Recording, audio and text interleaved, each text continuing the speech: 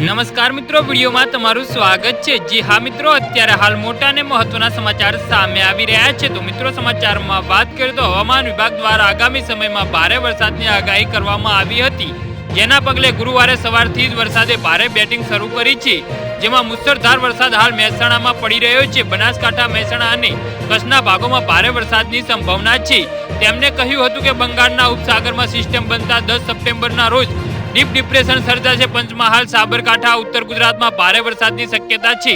Deep ડિપ્રેશનથી દક્ષિણ ગુજરાતના કેટલાક ભાગોમાં ભારે વરસાદ વરસશે, તો બંગાળના ઉપસાગરમાં 7 થી 8 સપ્ટેમ્બરના રોજ સિસ્ટમ બનશે। જી હા મિત્રો, 10 સપ્ટેમ્બર સુધીમાં ડીપ ડિપ્રેશનમાં ફેરવાશે। આ સિસ્ટમથી મધ્યપ્રદેશના ભારેથી અતિ ભારે વરસાદ વરસશે, તો ઉત્તર ગુજરાત, કચ્છના ભાગોમાં વરસાદ વરસશે। દક્ષિણ ગુજરાતમાં પણ ભારે વરસાદની સંભાવના છે। જી હા મિત્રો, અત્યારે હાલ મોટા સમાચાર સામે આવી રહ્યા છે। બંગાળની ખાડીમાં બનેલું ડિપ્રેશન આંધ્રપ્રદેશ, મહારાષ્ટ્ર પરથી આગળ વધીને નબળું પડી ગયું અને હવે લો પ્રેશર એરિયા બની ગયું છે, જે હવે મધ્યપ્રદેશ અને રાજસ્થાન પર પહોંચ્યું છે, એટલે કે ગુજરાતની નજીક છે, જેની અસર હજી આગામી દિવસોમાં ગુજરાતમાં જોવા મળે તેવી શક્યતા છે।